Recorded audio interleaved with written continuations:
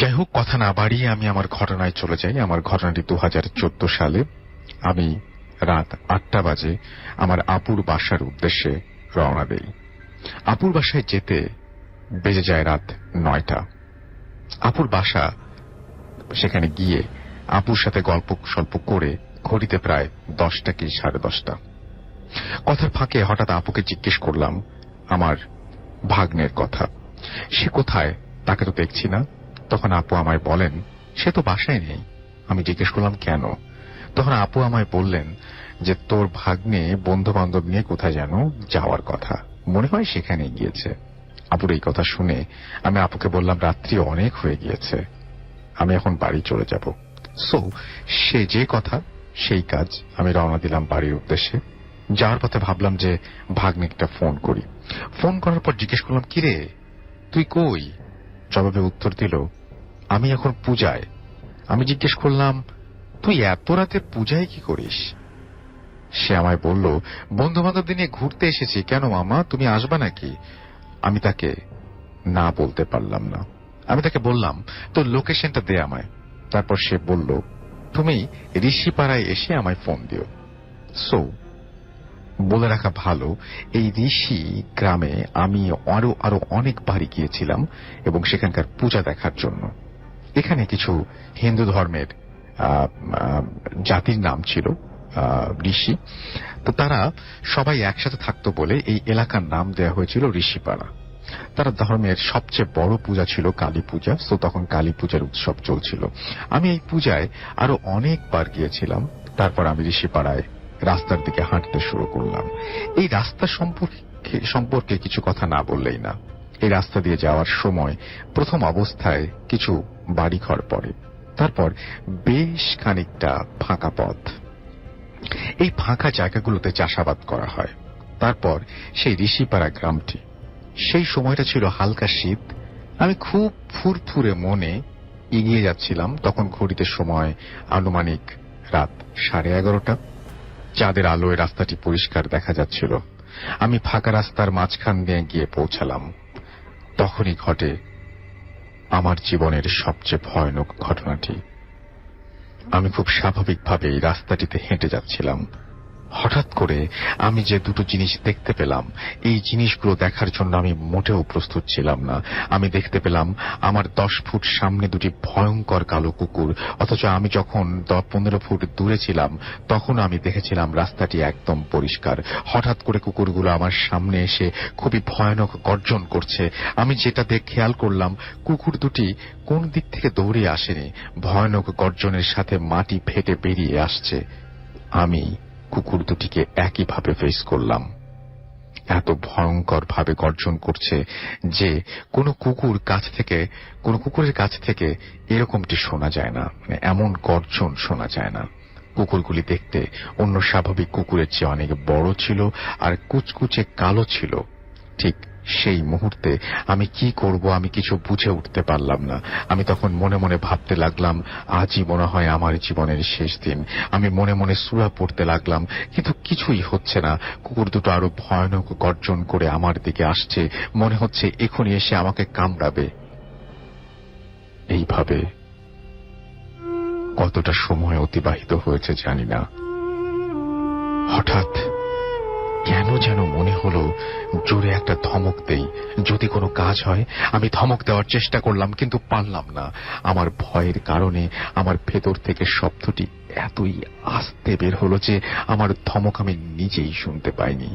আমার মনে হতে লাগলো আমি এক বিশাল মরুভূমির মাঝখানে দুটি হিংস্র জানোয়ারের সামনে আমি এক অসহায় প্রাণী। আমার হিংস্র জানোয়ারগুলি আমার দিকে বড় বড় সাদা দাঁত বের করে এগিয়ে আসছে, আমাকে তাড়া করছে। আমি ভয়ে নড়াচড়ার শক্তিটুকু হারিয়ে ফেলেছি। চারিদিকের পরিবেশটাও ভয়ানক হয়ে আসছে। কুকুরগুলো এখন আমার একেবারে কাছে চলে এসেছে, মনে হচ্ছে এখনই আমাকে আক্রমণ করবে। আমি চিৎকার করার চেষ্টা করি কিন্তু আমার গলা দিয়ে কোনো আওয়াজ বের হলো না। ধরেই নিয়েছিলাম আমার জীবনের সমাপ্তি এখানেই ঘটবে। নিজেকে নিজের কাছ থেকে খুব অসহায় মনে হচ্ছিল। আমার কি কিছুই করার নেই? মনে মনে আল্লাহকে ডাকতে শুরু করলাম, কারণ আমার মন বলছিল একমাত্র আল্লাহ তাআলাই আমাকে এই বিপদ থেকে উদ্ধার করতে পারবেন। সাহায্য চাইছিলাম আর ভয়ার্ত দৃষ্টিতে কুকুর দুটির দিকে তাকিয়েছিলাম।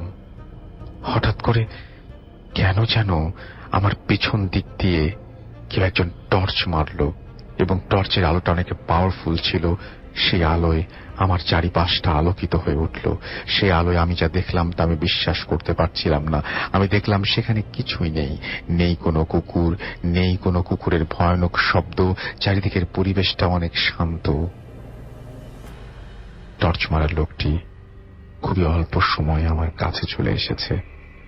লোকটি আমার কাছে আসার পর আমাকে জিজ্ঞেস করল, কি ভাই, কোনো সমস্যা?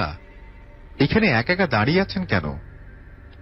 আমি জবাবে, না, কোনো সমস্যা নেই বললাম। এই বলে তার কাছ থেকে তার হাতে থাকা টর্চটি ছিনিয়ে নিয়ে হন্তদন্ত হয়ে চারিদিকে কুকুরগুলোকে খুঁজতে থাকি। কারণ এগুলো যদি সাধারণ কুকুর হয়ে থাকে তাহলে এত তাড়াতাড়ি পালিয়ে যাওয়া সম্ভব নয়, কারণ রাস্তাটির পাশে অনেক খালি জমি। কিন্তু না, চারিদিকে টর্চ মেরেও কোনো কুকুর দেখতে পেলাম না। তবে আমার সাথে থাকা লোকটি আমায় বারবার জিজ্ঞেস করতে লাগলো, কি ভাই, কোনো সমস্যা হয়েছে? আমি লোকটির মুখের দিকে তাকিয়ে বললাম, তারপর লোকটি আমায় জিজ্ঞেস করলো, আপনি কোথায় যাবেন? আমি জবাবে বললাম, আমি ঋষিপাড়া যাব। কথাটি শুনে মুচকি হাসি দিয়ে বলল, হো হো, আমিও ঋষিপাড়া যাব, আপনি আমার সাথে আসেন। তারপর আমি কোনো কথা না বাড়িয়ে লোকটির সাথে রওনা দেই।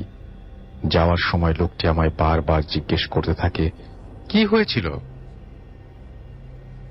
তারপর আমি তাকে সমস্ত ঘটনা খুলে বলি। ঘটনা শোনার পর লোকটি আমার দিকে তাকিয়ে মুচকি হাসি দিয়ে বলে, এগুলো কোনো ব্যাপার না। আমি তার কাছ থেকে কারণ জানতে চাইলাম। লোকটি আমায় বললেন, এই ঘটনা এই এলাকায় আরো অনেকের সাথে ঘটেছে, আবার কেউ কেউ এই ঘটনাকে কেন্দ্র করে অনেক ক্ষতিগ্রস্ত হয়েছে। আমি তারপর জিজ্ঞেস করলাম, এই ঘটনা কি কোন সময় আপনার সাথে ঘটেছে? লোকটি আবারও আমার দিকে তাকিয়ে মুচকি হাসি দিয়ে বললেন, না। আমি বললাম, তারপর তার কাছ থেকে এই ঘটনাগুলো কেন এখানে ঘটে জানতে চাইলাম। লোকটি আমাকে জবাবে যা বললেন, এই ঋষিপাড়ায় নাকি অনেক আগে একজন লোক ছিলেন, তার নাম হলো বংশী। এই ব্যক্তি পেশায় একজন ব্ল্যাক ম্যাজিশিয়ান। তিনি কালো জাদু করতেন আর তার সাথে সবসময় দুটো কালো রঙের কুকুর থাকত। বলে রাখা ভালো, এই বংশীর নাম আমিও অনেক শুনেছি এবং তার কাছ থেকে যদি কোনো ব্যক্তি কালো জাদু করতেন তাহলে নাকি এই কালো জাদু 100% কাজ করত। তারা কি ধরনের জাদু করতেন কিছু নাম উল্লেখ না করলে নয়, যেমন কাউকে বান মারা, কোন সুন্দর মেয়েকে বশ করে বিয়ে করা, ইত্যাদি ইত্যাদি। এই বংশী মারা যাবার পর থেকে নাকি তার চারপাশে থাকা এই কুকুরগুলিকে আর দেখতে পাওয়া যায়নি। আর আমার সাথে যেই জায়গাটিতে এই ঘটনাটি ঘটেছে তার দক্ষিণ দিকে আমার প্রায় 30 ফুট দূরে এই বংশীকে হাঁটু গেড়ে মাটি চাপা দেওয়া হয়। তারপর থেকেই রাতের বেলায় এই রাস্তা দিয়ে যাওয়ার সময় অনেকেই নাকি এই কালো কুকুরগুলোকে দেখে। আবার কেউ কেউ এই কুকুরগুলোর মাধ্যমে ক্ষতিগ্রস্ত হয়েছে। আমারও সেদিন কোনো ক্ষতি হওয়ার সম্ভাবনা ছিল, হয়তো আল্লাহ তাআলার কোনো রহমতের কারণে আমার কোনো ক্ষতি হয়নি। সো এই ছিল আমার ঘটনা। ভালো লাগলে পড়ে শোনাবেন। আমার কাছে আরো অনেক ঘটনা আছে, সেগুলো সময় পেলে শেয়ার করব আপনাদের মধ্য থেকে। যারা ভৌতিক উপন্যাস শুনতে পছন্দ করেন তাদের জন্য একটি সুখবর নিয়ে আসলাম।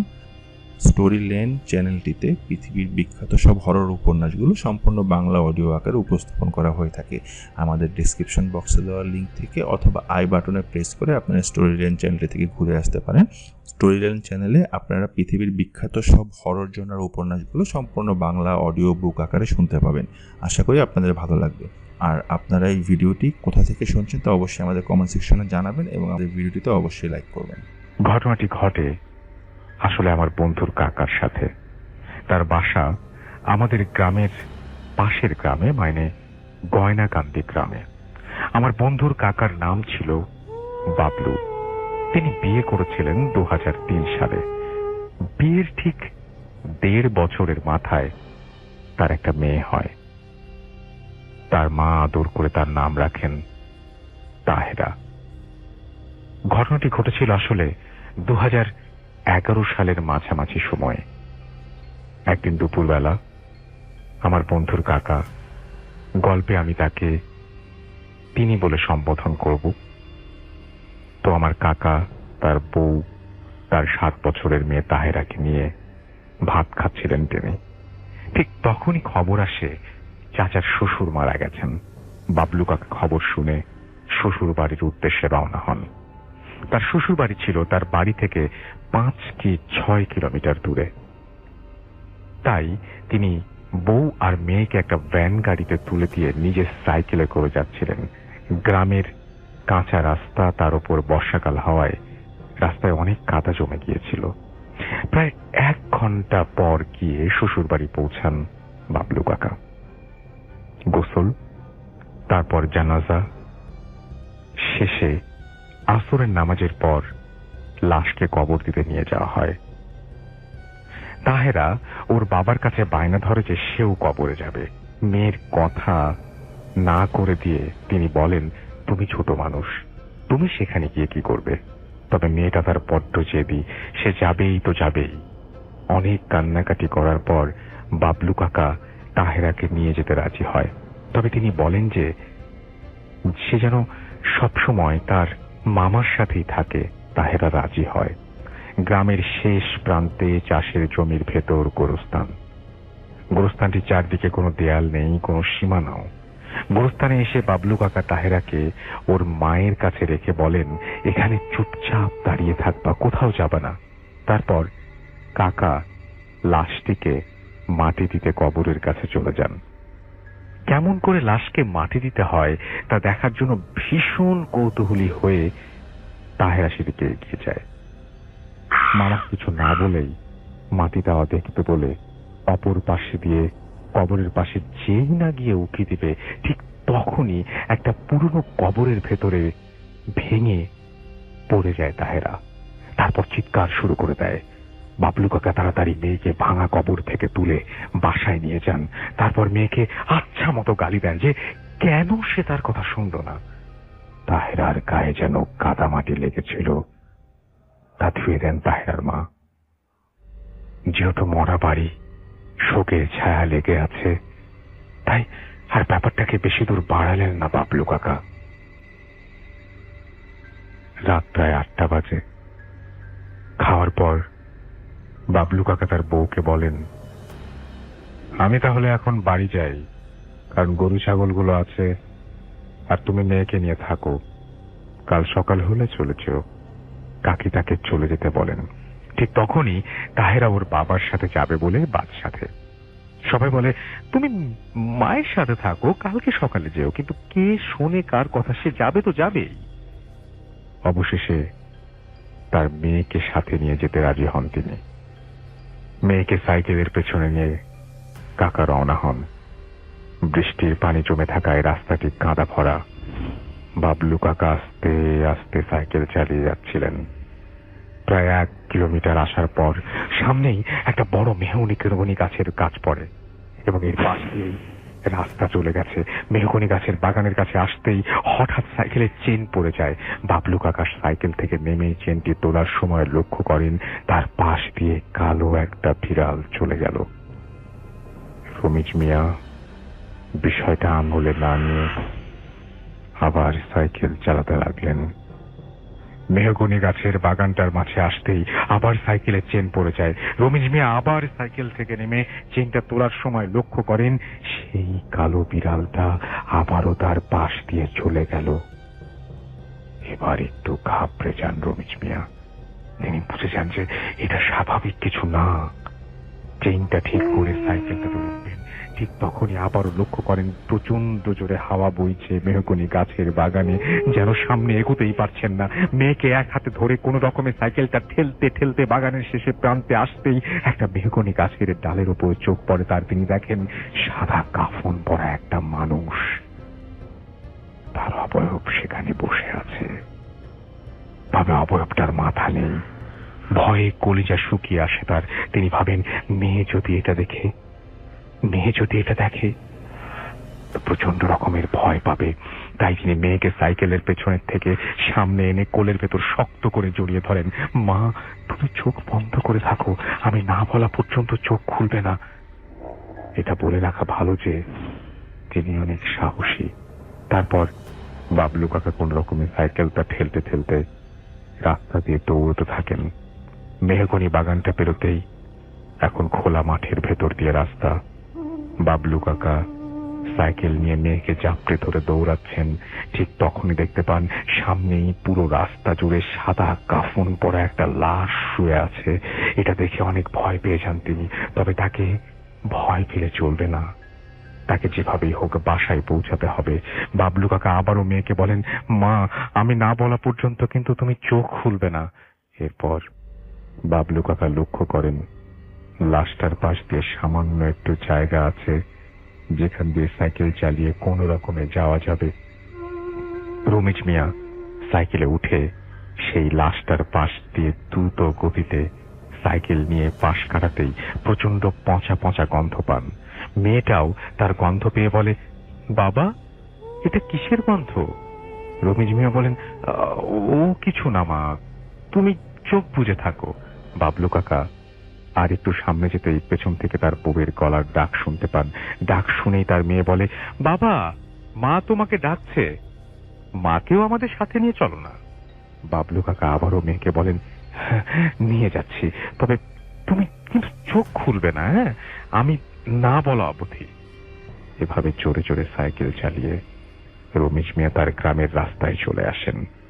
সেখান দিয়ে যেতে দেখেন পাশের বাঁশ বাগানের ভেতর থেকে সেই মাথা কাটা লাশটা হাতের ইশারায় ডাকছে। বাবলু কাকা আরো জোরে জোরে সাইকেল চালাতে চালাতে তার বাড়ির কিছুটা কাছে আসতেই একটা লোককে দেখতে পান। তাকে দেখতেই প্রাণটা ফিরে পান রমিজ মিয়া। তাড়াতাড়ি লোকটার কাছে যান এবং তাকে বাসা পর্যন্ত এগিয়ে দিয়ে আসতে বলেন। পথে লোকটাকে বাবলু কাকা ঘটনাটা বললে লোকটা তাকে বলে, আমি তো মাঝে মাঝে অনেক রাতে এই পথ দিয়ে যাই, তবে কোনোদিন কিছু দেখিনি। হয়তো লাশ কবর দিয়ে এসেছেন, তাই এমন হয়েছে। একথা বলেই বাড়ি পর্যন্ত এগিয়ে দিয়ে লোকটা চলে যায়। ঘরে ঢুকে বাবলু কাকা লক্ষ্য করেন তার মেয়ের গা দিয়ে কেমন পচা গন্ধ বের হচ্ছে। তিনি ভাবেন হয়তো কবরের ভেতর পড়ে যাওয়ার কারণে এমন হয়েছে। বাবলু কাকা তার মেয়েকে বলেন জামা কাপড় খুলতে, কারণ তাকে গোসল করতে হবে। বাবার কথা মতো তাহেরা জামা খুলতেই মেঝেতে একটা ছোট্ট হাড়ের টুকরো পড়ে যায়। হাড়ের টুকরোটা দেখে সেটা হাতে নিয়ে বাবলু কাকা বলেন, মা, তুমি এটা কোথায় পেলে? তাহেরা বলে, সে যখন কবরের ভেতর পড়ে গিয়েছিল তখন তার গায়ের উপর এটা পড়েছিল, আর তখনই সে এটা পকেটে রেখেছিল, পরে এটা দিয়ে খেলা করবে বলে। মেয়ের কথা শুনে রমিজ মিয়া প্রচন্ড রেগে মেয়েকে অনেক বকাঝোকা করেন আর তাড়াতাড়ি পাশের বাড়ির হুজুরের কাছে নিয়ে যান। হুজুর সব শুনে বাবলু কাকা তাকে হাড়টি নিয়ে একটা গ্লাসে পানি পড়া দেন আর বলেন, এটা একটা আঙুলের হাড়, আর এই হাড়টি তোমার মেয়ের সাথে আনার কারণেই পথে তোমাদের সাথে এমনটা হয়েছে। আর তুমি যদি পথে সেই সময় তোমার মেয়েকে চোখ বন্ধ করে না রাখতে বলতে, তবে তোমার মেয়ে সেটা দেখে প্রচন্ড ভয় পেত, এমনকি অনেক বড় ক্ষতিও হতে পারত। সব শুনে রমিজ মিয়া সেই পানি পড়া নিয়ে বাসায় চলে আসেন। তবে ঠিক সেদিন রাতেই রমিজ মিয়া স্বপ্ন দেখেন তার চাচা শ্বশুরের কবরের পাশের কবর, তার উপরে সেই গলা কাটা লাশটা তাকে বলছে, তোর অনেক সাহস, যে কারণে তোর মেয়েকে নিয়ে বেঁচে ফিরতে পারলি, না হলে তোর মেয়েকে আমি জ্যান্ত ফিরে পেতি না। আমি সেই রাতের পর থেকে বাবলু কাকাকে আর সেই ধরনের কোন স্বপ্ন দেখেছেন বলে শুনিনি। সে ধরনের কোন ঘটনার সম্মুখীনও তিনি আর হননি। এই ঘটনাটি দীর্ঘদিন যাবৎ ঘটে চলেছে আমার সঙ্গে। ঘটনাটি সবার কাছে কতটা ভয়ের মনে হবে জানি না, তবে আমি এখনো এর কোনো সমাধান খুঁজে পাচ্ছি না। ঘটনাটি আমরা বর্তমানে যে বাসায় থাকি সেই বাসাকেই কেন্দ্র করে। বাসার নাম, ঠিকানা আমি ঘটনার একদম নিচে উল্লেখ করছি। যেহেতু এটা একটি আবাসিক এলাকা, তাই অনুরোধ করব বাসার ঠিকানা না পড়ার জন্য। শুরুতেই বলছি, আমার পক্ষে ভূত এফএমে আসা সম্ভব নয়, তবে একদিন ইনশাল্লাহ আসবই। আর কথা বাড়াবো না, আমি সরাসরি ঘটনায় চলে যাচ্ছি। আমি, আব্বু, আম্মু ও আমার ছোট বোনকে নিয়ে আমাদের পরিবার। আব্বুর চাকরি সূত্রে আমরা ঘোড়াশাল বিদ্যুৎ কেন্দ্রে আবাসিক এলাকায় 20 বছর যাবৎ বসবাস করছি। 2011 সালের 20 সেপ্টেম্বর আমরা আমাদের আগের বাসাটি পরিবর্তন করে আমাদের বর্তমান বাসাটিতে উঠি। ঘটনা শুরু হয় এরপর থেকেই। বাসায় ওঠার 3 দিন পর 23 সেপ্টেম্বর রাত 8টা। বাসার সবাই তখন বাইরে গিয়েছিল, আমি তখন বাসায় একা। হঠাৎ আমি একটা ঘ্রাণ পেলাম, খুবই মনোমুগ্ধকর একটি ঘ্রাণ। প্রথমে কোনো তোয়াক্কা না করলেও একসময় আমি ঘ্রাণটার প্রতি মুগ্ধ হয়ে যাই। আমি ঘ্রাণটির উৎস খুঁজতে শুরু করি, কিন্তু কিছুক্ষণ পরেই ঘ্রাণটি যেন হারিয়ে গেল। অতঃপর আব্বু আম্মু বাসায় আসতেই ওনাদের ঘ্রাণের কথাটি বললে তারা বিষয়টিকে তেমন গুরুত্ব দেননি। 7 বছর পর অগস্ট 2018, দিনটি ঠিক মনে নেই। রাত তখন 1:20 কি 25 মিনিট হবে। বাসায় সবাই ঘুমাচ্ছে। আমি তখন ইউটিউবে, হঠাৎ আমার নাকে একটি সুগন্ধ ভেসে আসলো। আমি তখনও ইউটিউবে ভিডিও দেখায় মুশকুল, ওদিকে কোনো খেয়ালই নেই। কিন্তু হঠাৎ করেই আমার কাছে ঘ্রাণটি চেনা চেনা মনে হতে লাগলো। আমি মনে মনে বললাম, আরে এটাই তো বোধহয় সেই ঘ্রাণ। এত বছর পর আবার ভাবলাম, মনে মনে বললাম, আবার ভাবলাম, এটা কি কারো পারফিউমের ঘ্রাণ? আর যদি পারফিউমের ঘ্রাণ হয়েই থাকে, তাহলে এত বছর পরে কে আবার এটা ব্যবহার করছে? আর এত রাতে কারই বা পারফিউম লাগানোর দরকার পড়ল? এসব ভাবতে ভাবতে ঘ্রাণটি আবার হারিয়ে গেল। কিন্তু এবার আমি বাসায় এসব কিছু নিয়ে বলিনি। গত সেপ্টেম্বর মাসে আমার দাদু আমাদের বাসায় আসেন। তিনি আমার সঙ্গেই ঘুমান। একদিন রাতে দাদু আর আমি ঘুমোচ্ছি। রাত প্রায় আনুমানিক 3:10 আমার ঘুম ভেঙে গেল, কিন্তু কোনো সাধারণ কারণে ঘুমটা ভাঙল না। আমি তৎক্ষণাৎ আবারও সেই ঘ্রাণটা পেলাম, কিন্তু ঘ্রাণটা আজ যেন অন্য দিনের চাইতে একটু বেশি কড়া। আজ আমি আর বিছানায় থাকতে পারলাম না। তড়িঘড়ি করে বিছানা থেকে নেমে খুঁজতে লাগলাম ঘ্রাণটা কোথা থেকে আসছে। আমি আমার বাসার এদিক ওদিক ঘ্রাণটির উৎস খুঁজেই চলেছি, কিন্তু কোথাও তা পাচ্ছি না। আমি জোরে জোরে নিঃশ্বাস নিয়ে ঘ্রাণ শুকছি।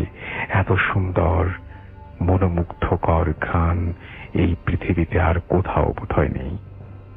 পরক্ষণে আমি বুঝলাম ঘ্রাণটি আমাদের রান্নাঘর থেকে আসছে। আমি রান্নাঘরের দিকে এগিয়ে গেলাম। আমি আস্তে আস্তে করে রান্নাঘরের দিকে এগিয়ে যাচ্ছি, আর ঘ্রাণটিও ততই কড়া হচ্ছে। আমি এতদিন ঘ্রাণটির উৎস খুঁজে পেলাম, আর তা হলো আমাদের রান্নাঘর। আমার খুব ইচ্ছা হলো রান্নাঘরের লাইটটি ছেড়ে দেখতে যে ভেতরে আসলে হচ্ছেটা কি। ঠিক তখনই এক নিমিষে ঘ্রাণটি হারিয়ে গেল। একটু আশ্চর্য হলাম। রান্নাঘরে আর না যেয়ে আমি বিছানায় গিয়ে ঘুমিয়ে পড়লাম। পরের দিন সকালে দাদুকে গত রাতের ঘটনাটি বলতেই দাদু বললেন, এমন যদি আবারও কখনো হয় তাহলে আমি যেন ঘ্রাণটিকে পাত্তা না দেই। এর ঠিক 3 দিন পর আমি রাতে যা দেখলাম তা মনে পড়লে আমার গায়ের লোম দাঁড়িয়ে যায়। ওদিন রাতেও প্রায় 3টার দিকে আমার ঘুম আচমকাই ভেঙে গেল। ঘুম ভেঙে গেলে সাধারণত একটা ঝিমুনি ভাব কাজ করে, কিন্তু আমার তেমনটি হলো না। আমি একদম সজাগ। ঠিক তখনই দেখলাম আমার রুমের পাশে বাথরুমের দরজার কোণ থেকে কে যেন উঠে দাঁড়ালো। অন্ধকার ঘরের মধ্যে যেন আরো অন্ধকার এক ছায়া মূর্তি। জিনিসটা দেখতে খুবই চিকন, মাথা চ্যাপ্টা, হাতগুলি অনেক লম্বা। ওটা হাঁটতে হাঁটতে আমার বিছানার বাম পাশে আসতে লাগলো। ভয় তখন আমার গলা শুকিয়ে যাচ্ছিল। নিজেকে সামলে নিয়ে ডান পাশে ঘুরে শুয়ে আয়তাল কুরসি পড়ছি। আর এরপর ঘুমানোর দোয়া এবং অন্যান্য আনুষাঙ্গিক দোয়া পড়তে পড়তেই আমি ঘুমিয়ে গেলাম। বাসায় কথা কাউকে বলতে কেউ বলিনি এখনো। দোহার মাধ্যমে কিভাবে কিভাবে ঘর বন্ধ দিতে হয় তা নিজে নিজেই অনুসরণ করেছি। তারপর থেকে তেমন কিছু হয়নি, তবে হয়েছে আর এক নতুন সমস্যা। ইদানিং আমার ছোট বোন বলছে রাতে কেউ ওর চুল ধরে টান দেয়। প্রথমে সবাই ব্যাপারটি শুনে হাসাহাসি করলো, বলল তোমার লম্বা চুল রাতে বালিশের নিচে চাওয়া পড়ে টান লাগে হয়তো। কিন্তু আমার বোনটা মানতে নারাজ। আমার কাজিন বাসায় আসলে ও আমার ছোট বোনের সঙ্গে ঘুমায়। একদিন গভীর রাতে আমার কাজিন চাচি চাচি বলে চিৎকার করে শুরু করে। ওর ডাকাডাকি শুনে আমার ঘুম ভেঙে গেল। আমি বিছানা ছেড়ে উঠে ওর রুমে গেলাম। সেই একই কথা বলল, কি যেন ওর চুল ধরে টান দিয়েছে। ও যাতে ভয় না পায় তাই বললাম, আরে এসব কিছু না, দেখো তোমার চুল হয়তো বালিশের নিচে চাপা পড়েছিল, তুই নড়ে উঠতেই হয়তো টান লেগেছে। কিন্তু ও জোর গলায় বলল, না, শুধু টান লাগেনি, কেউ আমার চুল টেনেও ধরেছিল। আমি আর কিছু বলতে পারলাম না। ও না ঘুমানো অব্দি আমাকে ওর পাশেই বসে থাকতে হলো। পরদিন ওর কথা শোনার পর বাসার সবাই একটু চিন্তিত হলো। কোনো উপায় না পেয়ে আমি ওই ঘরে আয়াতুল কুরসি কাগজে প্রিন্ট করে লাগিয়ে দিলাম। তারপর থেকে এখন পর্যন্ত এসব কিছু ঘটেনি, কিন্তু আবার কবে কি ঘটে না ঘটে তাও জানি না। নিজের আশ্রয়স্থলেই যদি এসব ঘটে তাহলে আর ভয় ভোগান্তির সীমা থাকে না। এগুলোই আমার বাসায় ঘটে চলা কিছু সত্যি ঘটনা। আপনাদের মধ্য থেকে যারা ভৌতিক উপন্যাস শুনতে পছন্দ করেন তাদের জন্য একটি সুখবর নিয়ে আসলাম। স্টোরি লেন চ্যানেলটিতে পৃথিবীর বিখ্যাত সব হরর উপন্যাসগুলো সম্পূর্ণ বাংলা অডিও আকারে উপস্থাপন করা হয়ে থাকে। আমাদের ডেসক্রিপশন বক্সে দেওয়া লিঙ্ক থেকে অথবা আই বাটনে প্রেস করে আপনারা স্টোরি লেন চ্যানেলটি থেকে ঘুরে আসতে পারেন। স্টোরি লেন চ্যানেলে আপনারা পৃথিবীর বিখ্যাত সব হরর জনার উপন্যাসগুলো সম্পূর্ণ বাংলা অডিও বুক আকারে শুনতে পাবেন। আশা করি আপনাদের ভালো লাগবে। আর আপনারা এই ভিডিওটি কোথা থেকে শুনছেন তা অবশ্যই আমাদের কমেন্ট সেকশনে জানাবেন এবং আমাদের ভিডিওটিতে অবশ্যই লাইক করবেন। আসসালামু আলাইকুম রাসেল ভাইয়া। জানি আপনি অলওয়েজ ভালোর দলেই থাকেন, তাই আর জিজ্ঞেস করলাম না। আমার ঘটনাটি স্টুডিওতে এসে শেয়ার করা পসিবল না, তাই লিখে পাঠালাম। First of all, I am extremely sorry যে স্টোরিটা বাংরেজিতে লেখার জন্য। যদি ভালো লাগে তাহলে প্লিজ একটু কষ্ট করে পড়ে শোনাবেন। যে ঘটনাটি বলবো এটা আমার নিজের সাথেই ঘটে যাওয়া একটি ঘটনা। ঘটনাটি ঘটে যাওয়ার আগে বলে রাখা ভালো যে আমার স্বপ্নে একটু প্রবলেম আছে। লাইক আমার সাথে বা আমার খুব কাছের মানুষদের সাথে খারাপ কিছু ঘটার আগে আমি স্বপ্নের মধ্যে তার ইঙ্গিত পাই। 2008 থেকে স্টিল আমার সাথে এই স্বপ্নের সমস্যাটা হচ্ছে। অনেক হুজুর ইমাম দেখিয়েছি, কিন্তু আজ অবধি কোনো সঠিক সমাধান আমি পাইনি। যাক, মূল ঘটনায় চলে আসি। আমি ঢাকাতেই থাকি, বাট আমার হোম টাউন চাঁদপুর সদরে, আর ঘটনাটা ওইখানেই ঘটে। তখন আমি আমার মাস্টার্স ফাইনাল সেমিস্টার শেষ করে বাড়িতে যাই এবং কিছুদিন থাকার জন্য। আমাদের বিল্ডিংটা হচ্ছে one of the oldest building in Chandpur, যা একদম মেইন রোডের সাথেই। আর আমাদের বিল্ডিং এর পাশে একটি একতলা জমিদার বাড়ির মতো আছে, যা এখন মোটামুটি রিনোভেট করে ওইখানে মানুষ থাকা শুরু করেছে। আর ওই বাড়িটির সাথে আছে একটি সমাধি, যা আমার রুমের জানালার পাশেই। যেহেতু আমরা সেকেন্ড ফ্লোরে থাকি, তো আমার রুম থেকে ওই বাসার ছাদ একদম ক্লিয়ারলি দেখা যায়। আমার বেডের সাইডের জানালা থেকে ওই ছাদের ডিস্টেন্স খুবই অল্প। ওই দিন ছিল 6 মে 2018। সাধারণত আমি সবসময় অনেক লেট করে ঘুমাই। লেট নাইটে ইউটিউব থেকে টার্কিশ হরর মুভি দেখা আর ভূত এফএম শোনা এক প্রকার হ্যাবিট হয়ে গিয়েছিল। ওই দিন আমি তাই ল্যাপটপে অন করে মুভি দেখছি, কিন্তু হঠাৎ করে আমার কেন যেন চোখে এত ঘুম চলে আসছিল, আমি বুঝতেই পারছিলাম না। মানে খুব স্ট্রেঞ্জ ফর মি, বিকজ এত আর্লি আমার কখনো ঘুম আসে না। আমি অজান্তেই ঘুমিয়ে পড়ি। তখন হয়তো মাঝরাত হবে। আমি স্বপ্নে দেখি যে একটা কালো বিড়াল খুব কর্কশ আওয়াজ করছে, আর আমি তাতে খুব বিরক্ত হয়ে অনেক রেগে গিয়ে সেই বিড়ালটার গলা কেটে রক্তাক্ত অবস্থায় একটা বালতিতে করে ছাদে নিয়ে যাচ্ছি। এরপর আমার সামান্য ঘুম ভাঙে, কিন্তু চোখে এতটাই ঘুম ছিল যে আমি অন্য বাস ফিরে আবার ঘুমিয়ে যাই। আবার আমি স্বপ্ন দেখতে থাকি যে আমি অপারেশন থিয়েটারের মধ্যে আছি আর আমার ডেলিভারি হচ্ছে। মনে হচ্ছে যে সত্যি আমার ডেলিভারি হচ্ছে, আর আমি সবকিছু ফিল করতে পারছিলাম। এইবার আমি ঘুম থেকে উঠে বসে পড়ি। শ্বাস নিতে পারছিলাম না ঠিক মতো। পরে দেখি যে আমার পুরো শরীর ঘামে ভিজে গেছে। এসির মধ্যেও আমি প্রচন্ড ঘামছি। তারপর ল্যাপটপ শাটডাউন করে পানি খেলাম।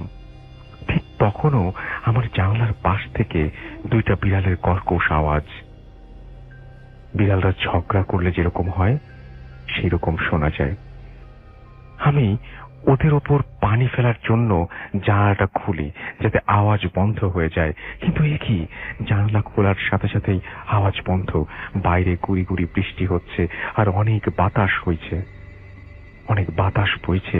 জানালা বন্ধ করার সময় আমার পাশের বাড়ির সেই ছাদের দিকে নজর পড়তেই দেখি যে একজন মহিলা পেছন ফিরে দাঁড়িয়ে আছে।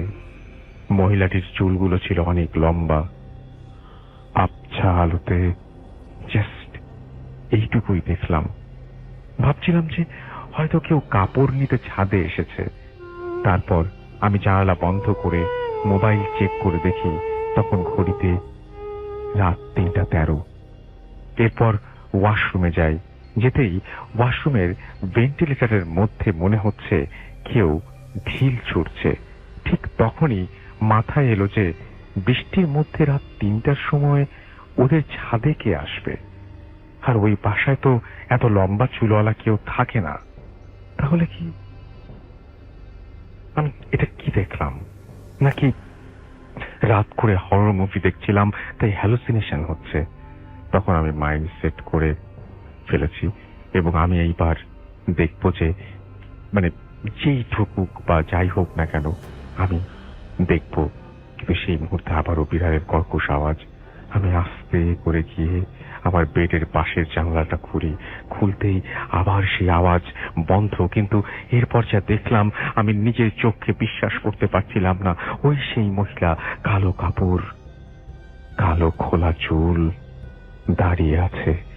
যেহেতু মহিলাটি পেছন ফিরে দাঁড়িয়েছিল তাই আমি এইবার ভালো করে জানালার আরো কাছে গিয়ে দেখছিলাম আসলে এটা কি দেখছি। এটা কি হ্যালুসিনেশন? ঠিক তখন দেখলাম যে মহিলাটি আস্তে আস্তে করে আমার দিকে টার্ন করলো। তার পা গুলো ছাদের ফ্লোর থেকে 3-4 ইঞ্চি ওপরে। আমার দিকে ঘুরতেই দেখি যে মহিলাটির হাত জুড়ে একটি নবজাত শিশু। বিজলির ঝলকানিতে দেখতে পেলাম বাচ্চাটি পুরো রক্তাক্ত, নাভিটা পর্যন্ত কাটা হয়নি, মানে সদ্য ডেলিভারি করা বেবি যেমন হয় ঠিক তেমন।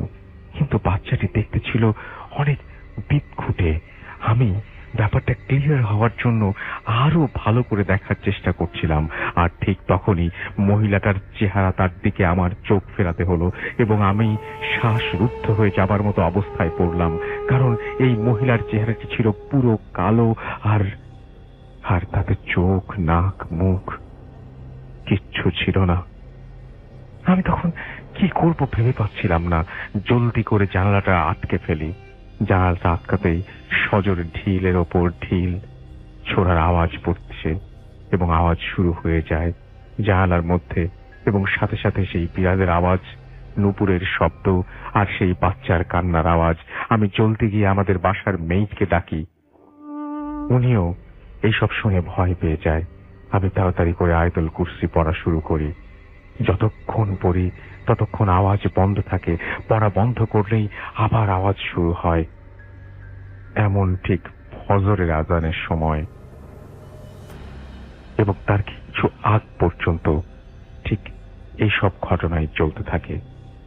পরের দিন সকালে মাকে জিজ্ঞেস করে জানতে পারলাম যে ওই বাসায় একজন মারা গিয়েছিল অনেক বছর আগে।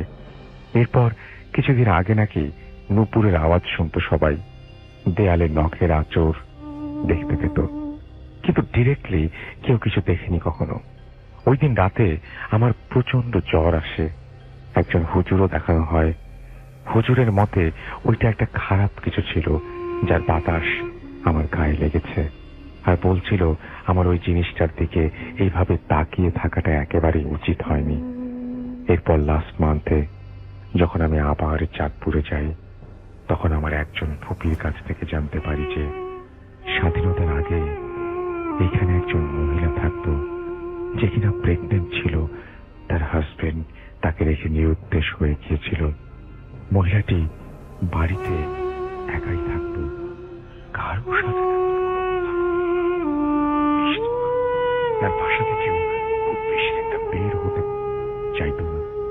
মহিলাটি নাকি তার ডেলিভারি হওয়ার সময় সে ঘরের ভেতরেই মারা যায়, এবং তার 3 দিন পর অনেক পচা গন্ধ আসে যখন, তখন বাড়ির দরজা ভেঙে সবাই তাকে উদ্ধার করে, এবং তখন দেখে যে সে ফ্লোরে পড়ে আছে, এবং বাচ্চাটিও নাকি সেই মহিলাটির সাথেই পেয়েছিল সবাই, এবং সেও মরে পড়ে আছে। ওই মহিলার চুলগুলো নাকি অনেক লম্বা ছিল, কিন্তু এত বছর পর আমাকে কেন দেখা দিল তা আজও বুঝতে পারিনি। এমন আরো কিছু প্যারানর্মাল জিনিস আমি এক্সপেরিয়েন্স করেছি, কিন্তু তেমন ডিরেক্টলি এর আগে আমি কখনো কিছু দেখিনি।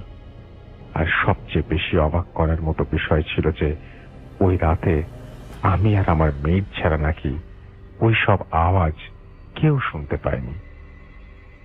আমার সাথে ঘটে যাওয়া আরো ছোটখাটো ঘটনা আছে, সময় পেলে সেগুলো লিখে পাঠাবো। এই প্রথম কোন স্টোরি পাঠালাম, জানি না কতটুকু গুছিয়ে লিখতে পেরেছি।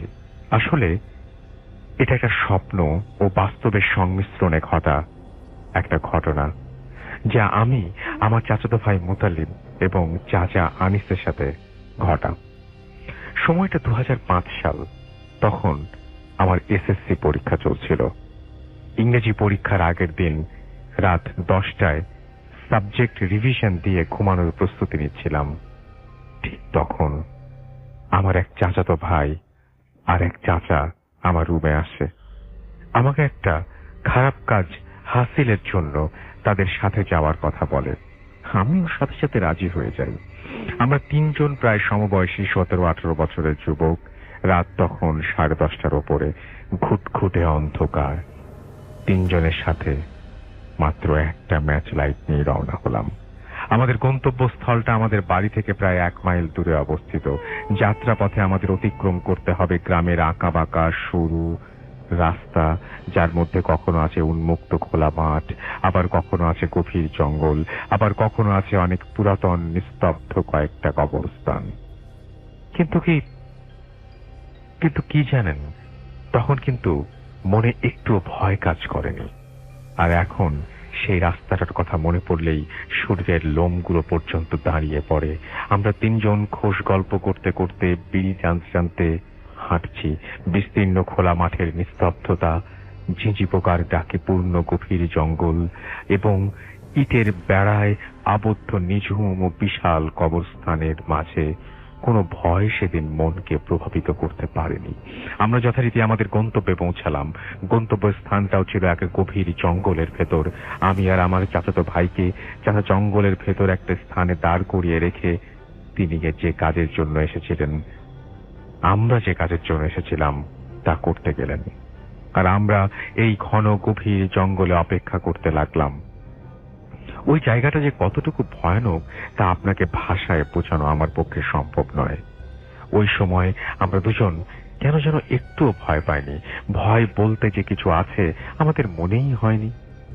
যাই হোক, দুজন প্রায় 2 ঘন্টা অপেক্ষা করার পর চাচা ফেরত এসে বলে, কাজটা হবে না। যার ফলে আমরা যথারীতি বাড়িতে ফিরে আসি এবং ঘুমোতে যাই, এবং ওই রাতে স্বপ্নে দেখি যে আমরা ওই খারাপ কাজটি করি এবং কাজটা করার পর আমাদের 3 জনকে সাপে কাটে এবং আমরা মারা যাই। আর আমরা জঙ্গলে যে জায়গায় অপেক্ষা করছিলাম ওইটাও একটা পুরনো কবরস্থান, যা আমাদের রাতের অন্ধকারে আমরা দেখতে পাইনি। আমাদের 3 জনের 3টা লাশ ওই কবরস্থানের ওপর পড়ে আছে এবং খারাপ কাজটা করার জন্য যে উপকরণ নিয়েছিলাম তাও আমাদের লাশের পাশে পড়ে আছে। এবং ওই দিন ঘুমের মধ্যে ঠিক মৃত্যুর মতো যন্ত্রণা উপভোগ করেছিলাম, উপলব্ধি করেছিলাম। এক পর্যায়ে রাতের শেষে ভোর হলো এবং আমরা লাশগুলো জঙ্গলের কবরস্থান থেকে রাস্তার পাশে বড় একটা কবরস্থানের ওপর পড়ে রইল। সকালে রাস্তা দিয়ে মানুষ চলাচল করছে আর আমাদের ভৎসনা করছে আর আমাদের গালি দিচ্ছে যে এই ছেলেগুলো, এই খারাপ ছেলেগুলো মারা গেছে, ভালোই হয়েছে, কবরস্থানের ওপরে এসেছে অন্য একটা খারাপ কাজ করতে। সারাদিন আমাদের লাশগুলো ওই কবরস্থানেই পড়ে রয়েছে, কেউ আমাদের কাছে আসছে না। এমনকি আমাদের বাবা মা, আত্মীয় স্বজন কেউ না, আমাদের কাছে আসার মতো কেউ নেই। আমাদের মৃত্যুর পরে পাপী মানুষ যেরকম যন্ত্রণা ভোগ করে ঠিক তেমন যন্ত্রণা অনুভব করছি আর আল্লাহর কাছে করুণা ভিক্ষা করছি। আর আমাদের 3 জনের চিৎকার চেঁচামেচিতে আমরাই অধৈর্য হয়ে উঠছি। তারপরও আমাদের কাছে কেউ আসছে না। আমরা 3 জনই মনে প্রাণে চাচ্ছি যে আমাদের যেন যে যেভাবে পারুক মাটি চাপা দিয়ে যাক, যেন আমাদের তাতেই শান্তি। কিন্তু না, কেউ আমাদের কাছে আসছে না। অনেক মানুষ আমাদের চারপাশ ঘিরে দাঁড়িয়ে আছে, কিন্তু কেউ আমাদের সাহায্য করছে না। আমরা বাড়ি থেকে প্রায় 1 কিলোমিটার দূরে ওই কবরস্থান থেকে বাড়িতে আমাদের মা বাবার কান্নাকাটি দেখতে পাচ্ছি, কিন্তু তারাও নিজেদের আত্মসম্মানের দিকে চিন্তা করে আসে না। সকাল গড়িয়ে দুপুর আসে, দুপুর গড়িয়ে রাত, কিন্তু না, কেউ আমাদের কাছে আসছে না, আমাদের কবর দিচ্ছে না। আমাদেরকে কবর দেওয়ার জন্য আমরা অস্থির হয়ে পড়েছি, কারণ আমাদের কাছে তখন মনে হতে লাগলো যে আমাদের কবর দিয়ে দিলেই মনে হয় আমাদের সকল আযাব থেকে আমরা মুক্ত হয়ে যাব। এক সময় আমরা নিরাশ হয়ে পড়লাম এবং আমাদের ওপর চলমান আযাব আস্তে আস্তে ত্বরান্বিত হতে লাগলো। দিনের পর দিন চলে যাচ্ছে, কেউ আমাদের কাছে আসছে না। আস্তে আস্তে আমাদের শরীরে পোকা সৃষ্টি হলো। এই পোকাগুলো কোদাল দিয়ে মাটি কাটলে যেমন মাটির আঘাত লাগে, ঠিক তেমন ভাবে আমাদের শরীরকে আঘাত করতে লাগলো। আমাদের চামড়া শুকিয়ে আসছিল, শরীরটা আস্তে আস্তে কঙ্কালসার হতে থাকলো। আমরা বুঝতে পারছি আমাদের মৃত্যু হয়েছে, কিন্তু আত্মা দেহ থেকে যাচ্ছে না। কেন যেন বুঝতে পারছি না। আমরা এমন উপলব্ধি হতে লাগলো যে মৃত্যুর পরে আত্মা দেহ ছেড়ে চলে যায়, কিন্তু আমরা এমন কেন? হঠাৎ আবার এও মনে হলো আমরা পাপী মানুষ, তাই আমাদের এই দশা। এভাবেই আমাদের বছরের পর বছর কবরের উপর পড়ে থেকে আযাবময় সময় অতিক্রম করতে হতে লাগলো। হঠাৎ একদিন দেখলাম 4 জন অপরিচিত লোক আমাদের দিকে আসছে। প্রত্যেকের পরনে ছিল সাদা পাঞ্জাবি পাগড়ি। তারা আমাদের একসাথে গোসল দিল, জানাজা পড়ালো এবং যার যার কবরস্থানে আলাদা আলাদাভাবে কবর দিল। ঠিক ওই সময় আমার ঘুম ভাঙল। ঘুম ভাঙার সাথে সাথে আমি আমার চাচাতো ভাইয়ের কাছে যাচ্ছিলাম। ঠিক ওই মুহূর্তে দেখি সে আমার কাছে আসছে। আমি তার একটু কাছে গিয়ে এগিয়ে গিয়ে বলি, রাতে একটা খারাপ স্বপ্ন দেখেছি। সে বলে, আমিও দেখেছি। তারপর সে বলে, তুই কি দেখেছিস বল। তারপর আমি আমার স্বপ্নের কথা বললাম। তা শুনে সে বলতো, আল্লাহর কসম, তুই যা দেখেছিস আমিও এই স্বপ্নটি, হুবহু এই স্বপ্নটি আজ রাত্রে দেখলাম। কিন্তু আমাদের চাচা কোনো কিছু সবার স্বপ্নে দেখেনি। 13 বছর আগে আমাদের জীবনে ঘটা ওই ঘটনাটি আমি একদিনের জন্য ভুলতে পারি না। আমি ফাহিমা, মালয়েশিয়ায় আছি বেশ কিছুদিন। ভূত এফএম শুনি অনেকদিন। আমার ঘটনাটা একটু বড়। ঘটনাটা আমার মালয়েশিয়ান বন্ধু ফাতিন নূর শফিকা বিনতে রাফিনের কাছ থেকে জানা। ঘটনাটা ব্ল্যাক ম্যাজিক নিয়ে। আজকের এপিসোডে এছাড়াও আরো অনেকগুলো আছে ব্ল্যাক ম্যাজিক নিয়ে ঘটনা, সুতরাং আজকের এপিসোডটা আমরা বলতে পারি যে ব্ল্যাক ম্যাজিক রিলেটেড ঘটনা বেশি থাকবে। মালয়েশিয়াতে, তারপর আমি আবারও ইমেইলে চলে যাচ্ছি। মালয়েশিয়াতে বেশ কিছুদিন আগে একটা নিউজ ভাইরাল হয়। দুই মালয়েশিয়ান বান্ধবী সারা আর নীরা, এরা একসাথে একটা ফ্ল্যাট শেয়ার করত। সারা ছিল অনেক ধার্মিক ও পরিষ্কার, নীরা ছিল ঠিক উল্টা। নীরার অপরিষ্কার থাকার কারণে সারা অনেক বিরক্তও ছিল। নীরা মাসের পর মাস কাপড় পরিষ্কার করত না, রাইস কুকারে ভাত রান্না করে পোকা না আসা পর্যন্ত অব্দি সেটা পরিষ্কার করত না। ঘরে আবর্জনা স্তূপ হয়ে থাকতো সবসময়। সারা অনেক বলার পরেও নীরার পরিবর্তন হয় না। পরে সারা বিরক্তের শেষ সীমায় চলে আসে। সে নীরার ঘরের ফটো তুলে ফেসবুকে পোস্ট করে দেয়। তারপরে পোস্টটা ভাইরাল হয়ে যায়। পরে সারা ফ্ল্যাট পরিবর্তন করে অন্য জায়গায় চলে যায়। সারা লাইফ নিয়ম মাফিক চলছিল। সারা সিভিল ইঞ্জিনিয়ার ছিল, কাজের সাইটে যাওয়া, কাজ শেষে বাসা। সমস্যা শুরু একদিন সে বাসার আবর্জনা গাড়িতে নিয়ে তার ডাস্টবিনে ফেলার জন্য সারা সাইটে চলে যায়, ডাস্টবিনে ফেলে, এবং সেখানে পৌঁছায় যখন, তখন সে সাইটের একজন লোকজন তার গাড়ির দিকে এগিয়ে আসে এবং খুব অবাক হয়। সারার পুরো গাড়ি এক ধরনের কালো পোকায়, যে পোকাগুলো ময়লা পচে গেলে হয় সে ধরনের পোকায় ভরে গেছে। সে নিজেও অবাক হয়ে যায়, তার ময়লা থেকে এত পোকা হওয়ার সম্ভাবনা নেই। তারপরও ব্যাপারটা সে উপেক্ষা করে। তার নতুন ফ্ল্যাটে একটা কালো ছায়া তার সামনে পেছনে দূরে সরে আসতো। সারা অভ্যাস দ্রুত পাল্টে যেতে লাগলো, সবসময় নোংরা থাকতে লাগলো, অসুখ লেগে থাকতে লাগলো। ফলে তার জব চলে যায় এমন অবস্থা। সারা পুরো ফ্ল্যাটে কাউকে আসতে দিত না, এবং ফ্ল্যাটের মধ্যে অন্য কোনো রুম থাকলেও ও স্টোর রুমে থাকতেই বেশি পছন্দ করত। কেন তা পরে বলছি। আর পুরো রাত ঠুক ঠুক ঠুক ঠুক আওয়াজ আসত। এমন 2 মাস চলছে। একদিন ফ্ল্যাট ম্যানেজমেন্ট অফিসে সারার নামে কমপ্লেইন আসে। প্রচন্ড দুর্গন্ধ আসাতে একটি কমপ্লেইন তার ফ্ল্যাটের দিকে তাকিয়ে অন্য ফ্ল্যাটগুলোর বাচ্চারা চিৎকার করে কাঁদত।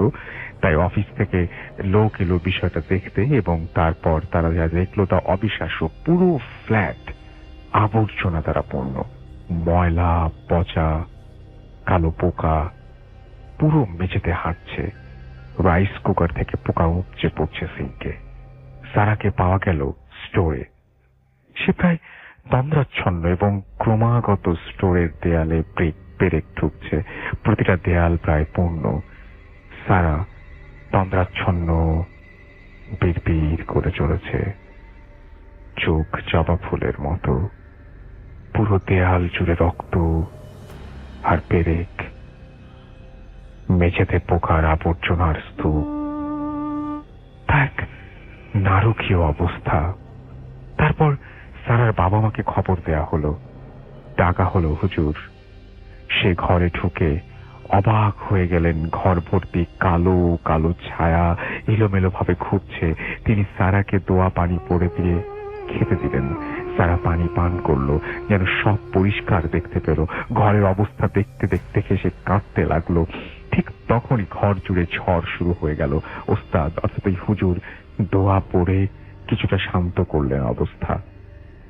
এবার দ্বিতীয় পার্ট। সারা ওই ফ্ল্যাট ছেড়ে যেতে রাজি ছিল না। তারপর সারা লাইফে সবকিছু ঠিকঠাকই চলছিল। বাবা মাও চলে গেল। ওস্তাদ অর্থাৎ হুজুর বলেছেন, এত বড় কালো শক্তির বিরুদ্ধে খুব ভালো কিছু আমি করতে পারিনি। সারা, তুমি সাবধানে থাকবে। সারার একজন এক্স বয়ফ্রেন্ড ছিল। একদিন তার ফোন থেকে কল আসলো, আমি মালাক্কা, অর্থাৎ একটা মালয়েশিয়ান স্টেট, সেখানে রোড দুর্ঘটনার অর্থাৎ রোড অ্যাক্সিডেন্টের শিকার হয়েছি। সারা, তুমি কি আমাকে সাহায্য করবে প্লিজ? সারা অন্য কিছু বিবেচনা না করে সাহায্য করতে গাড়ি নিয়ে বের হয়ে গেল। সারা যখন কিছুটা নির্জন রাস্তায়, তার সামনে মাটি থেকে কয়েক ফিট ওপরে ভেসে উঠে এলো এক মূর্তি, কালো কাপড়ে ঢাকা। সে আর কেউ নয়, সারার বান্ধবী নীরা। সারা চিনতে কষ্ট হলো না একদম। সারা ভয়ে মারাত্মক দুর্ঘটনা ঘটিয়ে ফেললো। পরে তাকে হাসপাতালে নিলে সে প্রিকোমায় চলে যায়। কিছুদিন পরে জ্ঞান ফিরলে সারা লক্ষ্য করে নার্সরা তার কাছে আসতে ভয় পায়। পরে একজন নার্স তাকে জিজ্ঞেস করলে সে বলে কয়েকদিন সারা প্রিকোমায় ছিল এবং নার্সরা যখন তার শরীর ঢেকে দিতে চাইত, তার পা সবসময় চাদর থেকে বেরিয়ে আসতো এবং পা দুটির জায়গায় অনেকগুলো কালো পা বেরিয়ে আসতো। পরে সারা কিছুটা সুস্থ হয়, কিন্তু হাতের কিছু অংশ অবশ হয়ে যায়। ওস্তাদ অর্থাৎ হুজুরকে সব বলার পর সে এর পেছনে নীরা জড়িত এটা জানায়। সারাকে তিনি বলেন, নীরাকে খুঁজে বের করে তুমি মাফ চাও। সারা খুঁজতে শুরু করে নীরাকে। তৃতীয় পার্ট। সারা আগের প্রতিবেশী বা বান্ধবীদের জিজ্ঞাসা করলে তারা বলে অনেক দিন তারা নীরার কোনো খোঁজ খবর জানে না। নীরার বাবা মা অনেক আগেই মারা গিয়েছিল। সারা এই খবর জানার পর বাড়ি ফিরছিল। লিফটে ওঠার পর সেই আগের মূর্তিটা লিফটের মধ্যে দেখা যায়, যার মুখ নীরার মতো বিশ্রী একটা হাসি। সে বলে, কেন তুমি নীরাকে খুঁজছ? তুমি তো নীরাকে রেখে চলে এসেছ। তুমি নীরা যখন একসাথে ছিলে, তোমার কারণে আমরা নীরার আশেপাশে থাকতে পারতাম না। তুমি সবসময় পরিষ্কার করে রাখতে, নামাজ পড়তে, তারপরও আমরা থাকতাম। কিন্তু নীরাকে সবচেয়ে বেশি কষ্ট দিয়েছ ওই নিউজ ভাইরাল করে। এটা নীরা মেনে নিতে পারে নাই, তাই নীরা প্রতিশোধ নিতে আমাদের তোমার কাছে পাঠিয়েছে। আর আমরা যে কোনো মূল্যে প্রতিশোধ নেব, কখনো তোমাকে ছেড়ে যাব না। সারা প্রচন্ড ভয় পেলেও বলে, প্লিজ আমাকে ক্ষমা করে দাও। আমার জীবন প্রায় শেষ হয়ে গেছে। আমি আমার ভুলের জন্য ক্ষমা প্রার্থনা করছি। নীরাকে বলো আমি ভুল বুঝতে পেরেছি। মূর্তিটি বিকট শব্দে হাসতে শুরু করে এবং বলে, অসম্ভব, তোমাকে দিলে দিলে শেষ করতেই আমাদের আশা। আমাদের থেকে মুক্তি নাই তোমার। তারপর সারা চিৎকার দিয়ে অজ্ঞান হয়ে যায়। পরে লোকজন তাকে লিফট থেকে উদ্ধার করে। সারা খুব একটা চলাফেরা করতে পারে না এখন। একা থাকা সম্ভব হয় না তার পক্ষে। সে মোটামুটি প্রতিবন্ধীর মতো জীবন যাপন করতে থাকে। ব্ল্যাক ম্যাজিকের প্রভাব এখন তার উপর আছে। পরে নীরার ব্যাপারে হুজুরকে জিজ্ঞাসা করা হলে তিনি বলেন, সম্ভবত নীরা ব্ল্যাক ম্যাজিক দ্বারা সারার জীবন শেষ করতে শয়তানের কাছে নিজের জীবন উৎসর্গ করতে চেয়েছিল। তাকে দুনিয়াতে আর খুঁজে পাওয়া হয়তো সম্ভব নয়। ঘটনা সত্যি, যা এখানে খুব উত্তেজনা তৈরি করে। আমি চেষ্টা করেছি গুছিয়ে লিখতে, কতটা পেরেছি জানি না। আপনাদের মধ্য থেকে যারা ভৌতিক উপন্যাস শুনতে পছন্দ করেন তাদের জন্য একটি সুখবর নিয়ে আসলাম। স্টোরি লেন চ্যানেলটিতে পৃথিবীর বিখ্যাত সব হরর উপন্যাসগুলো সম্পূর্ণ বাংলা অডিও আকারে উপস্থাপন করা হয়ে থাকে। আমাদের ডেসক্রিপশন বক্সে দেওয়া লিঙ্ক থেকে অথবা আই বাটনে প্রেস করে আপনারা স্টোরি লেন চ্যানেলটি থেকে ঘুরে আসতে পারেন। স্টোরি লেন চ্যানেলে আপনারা পৃথিবীর বিখ্যাত সব হরর জনার উপন্যাসগুলো সম্পূর্ণ বাংলা অডিও বুক আকারে শুনতে পাবেন। আশা করি আপনাদের ভালো লাগবে।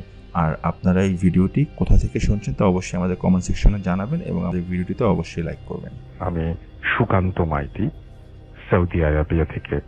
প্রথমত আপনাকে অন্তর্নিহিত অসংখ্য আন্তরিক ধন্যবাদ আমার গতবারের ঘটনাটি যোগ্য মনে করে উপস্থাপনা করার জন্য। জানি আপনি সর্বদাই ভালোর দলে থাকেন। আমার এই ইমেলটি যোগ্য মনে হলে পড়ে শোনাবেন, খুশি হব। জীবনে চলার পথে নিজেদের অজান্তেই আমরা শুভ অশুভ অনেক কিছুই উপলব্ধি করি, কিন্তু জীবনে ব্যস্ত জীবনের জন্য তাচ্ছিল্যতায় আমরা কখনোই তার গুরুত্ব অনুভব করি না। যদি তার কোনো বাস্তবিক রূপ থাকে তবে ঠিক আছে, আর তা না হলে আমরা খুব সহজেই তাতে কুসংস্কারের মালা পরিয়ে দিই। এখন তা বিশ্বাস করা বা না করা সম্পূর্ণ আমাদের উপর নির্ভর করে। এরকমই একটা সংস্কারের সাথে জুড়ে থাকা একটা ঘটনা বলব। আমরা প্রায় সবাই সুতো দিয়ে লেবু লঙ্কা টাঙানোর ব্যাপারটা জানি।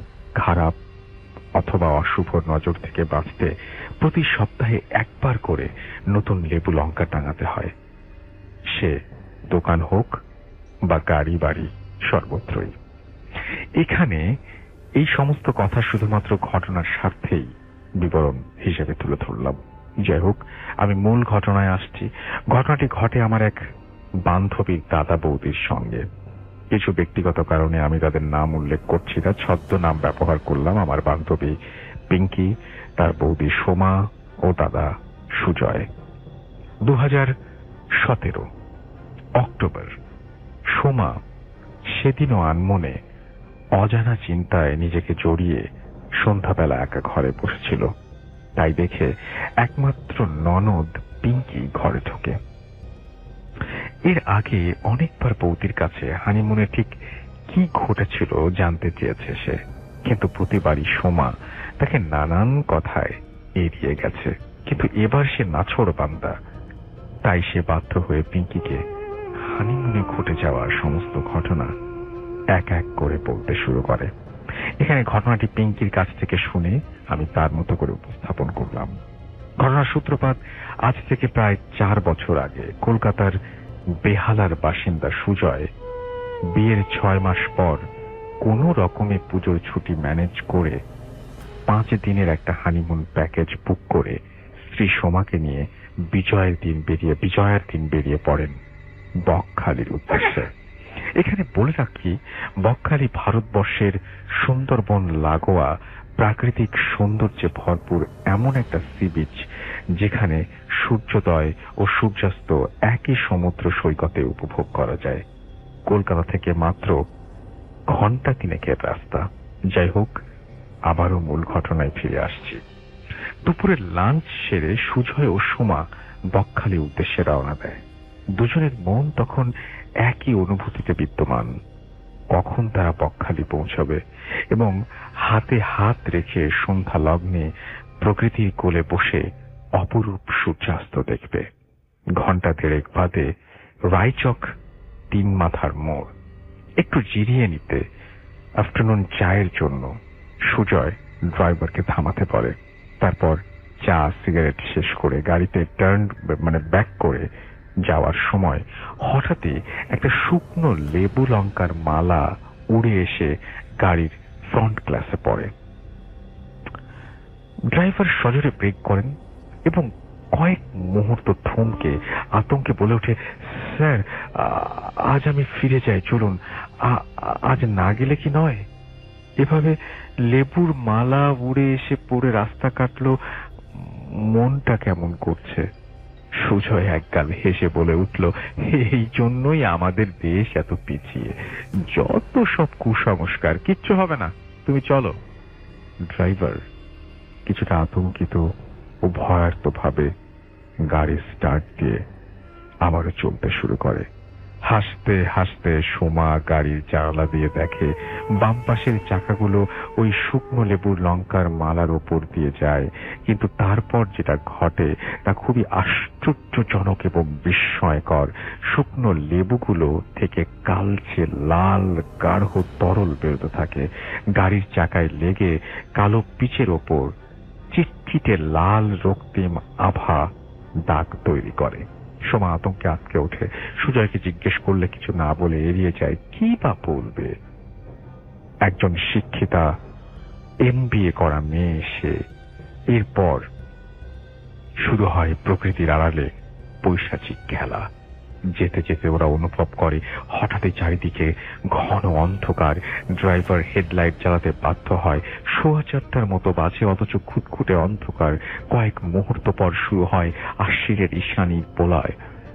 মুহূর্তেই প্রবল ঝড় ও খানিক বাদে মুষলধারে বৃষ্টি শুরু হয়।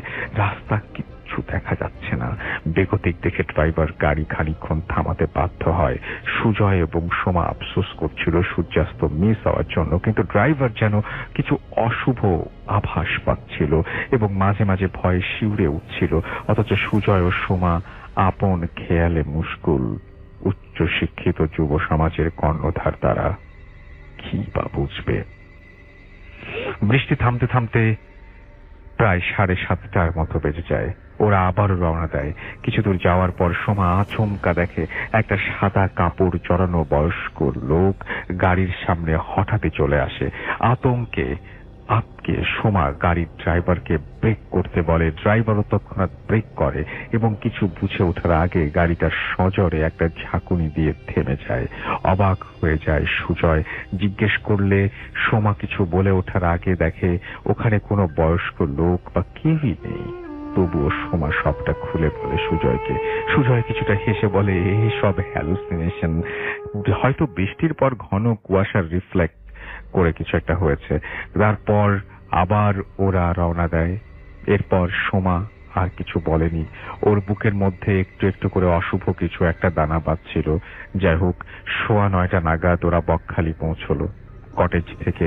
কটেজ আগে বুক করা ছিল। ট্রাভেল এজেন্সির প্রোটোকল অনুযায়ী গ্যাস ড্রপ করে ড্রাইভার সেদিনই কলকাতা ফিরতে হবে তাকে। তাই আর দেরি না করে সুজয় ভালো রকম বকশিশ দিয়ে তাকে ছেড়ে দিল। যদিও আতঙ্কিত ভয়ার্ত ড্রাইভারকে দেখে সোমা অনুরোধ করেছিল সেদিনের রাতটা থেকে যেতে, কিন্তু কিচ্ছু করার ছিল না। ড্রাইভার ভয়ে ভয়ে বিদায় নিল।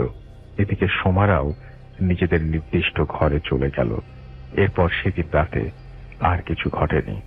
পরের দিন সকালে ব্যালকনিতে এসে সোমা বুঝতে পারে কি অপূর্ব এই বকখালি সমুদ্র সৈকত। আর কটেজটাও অতুলনীয়। 3 পাশে ঝাউ ও সুন্দরী গাছে ঘেরা, শুধু সামনের টুকু খোলা বিস্তীর্ণ সৈকত। সকালের চায়ের কাপে চুমুক দিয়ে টিভিতে নিউজ চ্যানেল স্ক্রল করতে করতে হঠাৎই একটা খবর দেখে সুজয় আঁতকে ওঠে এবং সোমাকে ডেকে দেখায় গতকালের সেই ট্রাভেল এজেন্সির ড্রাইভারের রহস্যজনকভাবে মৃতদেহ গাড়ি সহ রায়চকের 3 মাথার মোড়ে পাওয়া যায়। সোমা ভয়ে দুঃখে একটা দীর্ঘশ্বাস ফেলে বলে, কত করে বলেছিলাম দাদা, আজকে রাতটা থেকে যাও, কালকে সকালে যেও। এমন সময় হঠাৎ দক্ষিণের জানালা খুলে যায় এবং একটা হালকা অথচ কনকনে বাতাস এসে সোমার কানকে ছুঁয়ে যায় এবং কোনো এক অশরীরী অশুভ যেন ফিস ফিস করে বলে যায় যে সেই মেরেছে ড্রাইভারকে। সোমা আটকে ওঠে। এরপর সুজয় কি হয়েছে জানতে চাইলে সোমা কিছু না বলে চুপ করে বসে থাকে। কি বা বলবে সে? নিজেও তখন পর্যন্ত বিশ্বাস করতে পারছিল না। এরপর থেকে সোমা কেমন যেন আনমনা হয়ে যায়। দুপুরে ওরা যখন সমুদ্রে স্নান করতে যায় তখন কোথা থেকে এক পাগল হঠাৎই তাদের সামনে চলে আসে এবং অপ্রাসঙ্গিক ভাবে সোমাকে জোর গলায় বলতে থাকে, মরবি, তুই মরবি, বাঁচতে চাস তো এখান থেকে চলে যা, যা বলছি। ও তোকে ছাড়বে না, ছিঁড়ে ছিঁড়ে খাবে, চলে যা, চলে যা এখান থেকে। সোমা ভয়ে শিউরে ওঠে। সুজয় পাগলটাকে তাড়ালেও একটা বিকট অট্টহাসি দিতে দিতে বললে, মরবি, সব মরবি, বলতে বলতে চলে যায়।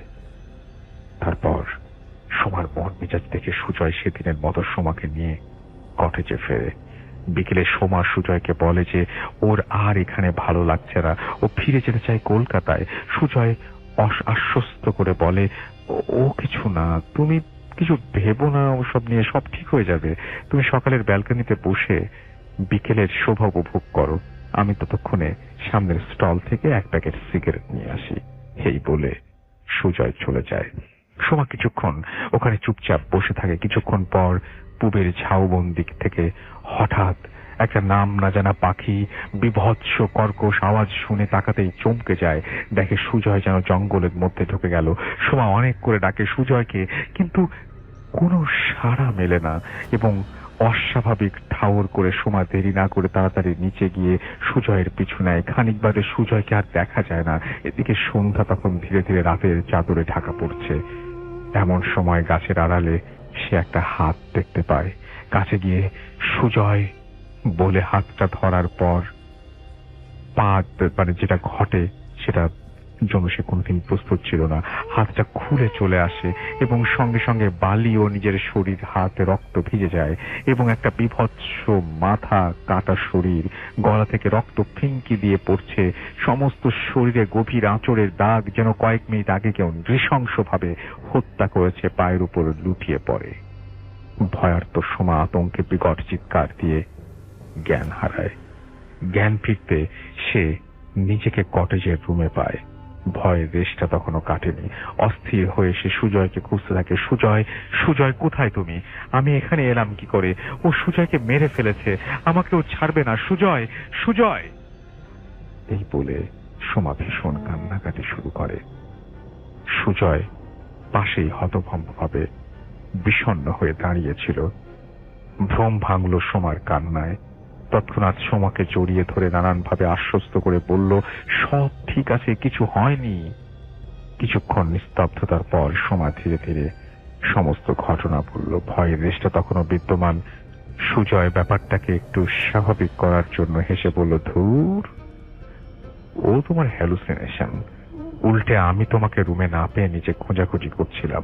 এমন সময় তোমার চিৎকার শুনে ঝাউবনের দিকে ছুটে যাই। ওখানে গিয়ে দেখি তুমি অজ্ঞান হয়ে পড়ে আছো। তারপর তোমাকে নিয়ে আসি। আর বিশ্বাস করো, ওখানে কোনো শরীর ছিল না। কলেজের স্টাফ ও ডাক্তার একে একে সবাই রুম থেকে চলে যায়। সোমা তখনও বিশ্বাস করতে পারছিল না সত্যি কি সেটা হ্যালুসিনেশন ছিল কিনা। রাতে তেমন সে আর ডিনার করেনি। ভয়ে গুটিসুটি দেওয়া সোমাকে বুকে জড়িয়ে ধরে সুজয় বিছানায় বসে থাকে এবং মনে মনে ঠিক করে যে আর না, পরের দিন সকালে ওরা কলকাতা ফিরে যাবে। এরপর থেকে নানা রকম বিচিত্র, রোমহর্ষক, ভয়ঙ্কর ঘটনা ঘটতে থাকে। হঠাৎই মেঝেতে পড়ে বুকে আঘাত পায় সুজয়। ভাবলো হয়তো ঘুমের ঘোরে সে পড়ে গেছে। টেবিল ঘড়িটা দেখে দেখে বুঝলো রাত তখন 1:15টার মতো বাজে। এমন সময় হঠাৎই ঘরের জানালার কাছে এক অশরীরী ছায়া মূর্তি দেখে সুজয় আতঙ্কে আঁতকে ওঠে। তারপর দেখতে গিয়ে দেখে জানালার কপাটগুলো সজোরে বাড়ি খাচ্ছে, কিন্তু কোনো ছায়া মূর্তি নেই ওখানে। কয়েক মুহূর্ত ভয়ার্তভাবে থাকার পর সুজয় নিজেকে বোঝায় হয়তো তার হ্যালুসিনেশন ছিল। তারপর জানালা বন্ধ করে আবার ঘুমোতে যায়। কিছুক্ষণ পর আবারও একইভাবে মেঝেতে পড়ে যায় সুজয়। এভাবে ভয়ে যেন আরো তাকে চাপটে ধরে। নিস্তব্ধ নিশিরাত। এবার সে ঠিক করে আর ডান পাশে নয়, এবার সে বেডে বাম পাশে শুয়ে যাবে। খানিক বাদে হঠাৎই সোমার চিৎকার শুনে ভয়ে বিস্ময়ে সুজয় উঠে পড়ে। তারপর নাইট ল্যাম্পের আলোয় সুজয় যা দেখে সেটা দেখার জন্য সে মোটেও প্রস্তুত ছিল না। সোমা ভয়ে আতঙ্কে ভীষণভাবে কান্না করছে। তাড়াতাড়ি তাকে কাছে টেনে নিয়ে বুকে জড়িয়ে ধরে সুজয় টিস্যু দিয়ে তৎক্ষণাৎ তার মুখটা সাফ করে দেয়। তারপর সোমাকে কি হয়েছে জানতে চাইলে সোমা যেটা বলে এর চেয়ে ভয়ঙ্কর, রোমহর্ষক, বিভৎস আর কিছু হতে পারে না। সোমা বলে হঠাৎই কপালে টপ টপ করে জলের মতো কিছু একটা পড়ার অনুভব করে সে। তারপর চোখ খুলে দেখে ঠিক ওপরে ভাসমান অবস্থায় অবিকল তার মতো অথচ দীর্ঘ দিনের পচা গলা একটা পিশাচিনী মেয়ে, যার একটা চোখ আগুনের মতো জ্বলছে, তাকানো যায় না। আর এক পাশে চোখের জায়গায় কাঁচা কঙ্কাল, যেখান থেকে ছুঁয়ে ছুঁয়ে রক্ত পড়ছে। সুজয় একটু স্বাভাবিকের ছলে বলে, ধুর, ও তোমার হ্যালুসিনেশন, ওটা ঘাম ছিল। তুমি ভয় পেয়েছিলে কিনা? আচ্ছা, আমরা সকাল হলে চলে যাব। তারপর তারা কোন রকমে রাতটা কাটিয়ে সকালে কলকাতা ফিরে যাওয়ার প্রস্তুতি নেয়। রুম থেকে বেরোনোর সময় সুজয় ডাস্টবিনে পড়ে থাকা রক্তে ভেজা টিস্যুগুলোর দিকে তাকিয়ে অন্তরের ভয় ও আতঙ্ককে চেপে একটা দীর্ঘশ্বাস ফেলে এবং বেরিয়ে যায়। এই বলে সোমা বলা শেষ করে। পিঙ্কি ভয়ে ও আতঙ্কে অবস্থায় একটা দীর্ঘশ্বাস ফেলে, বিছানা ছেড়ে উঠে পড়ে। ঘড়িতে তখন রাত 10টার মতো বাজে। তারপর সোমাকে বলে, বৌদি, ও বৌদি, 10টা বাজে, দাদা এক্ষুনি এসে পড়বে, চলো ডাইনিং এ যাই। বৌদি, ও বৌদি, এই বলতে বলতে পিঙ্কি সোমার কাছে গিয়ে কাঁধে হাত রেখে এবং নাড়া দেয়। সোমা আস্তে আস্তে মুখটা ঘোরায় তারপর যা দেখে তা সে কল্পনাও করতে পারেনি। চিৎকার দিয়ে পড়ে মেঝেতে জ্ঞান হারায়। জ্ঞান ফিরতে দেখে ও বিছানায় শুয়ে, পাশে দাদা বৌদি সবাই দাঁড়িয়ে। কিছু বলার আগে সোমা বলে, কি ব্যাপার, তুমি এই রুমে কি করছো? আমরা এই মাত্র ফিরে এসে দেখি অজ্ঞান অবস্থায় মেঝেতে পড়ে আছো, কি হয়েছে? পিঙ্কি কয়েক মুহূর্ত হতবাক হয়ে চেয়ে রয়। খানিক বাদে সে বৌদিকে একা দেখে সে ঘরে আসে এবং হানিমুনে ঘটে যাওয়া ঘটনা জানতে চায়। পরে বলা শেষ হলে সে বৌদিকে ডাকে নিচে ডাইনিং এ যাবার জন্য, কিন্তু না ওঠায় বৌদির কাঁধে হাত রেখে মুখ ঘোরায়।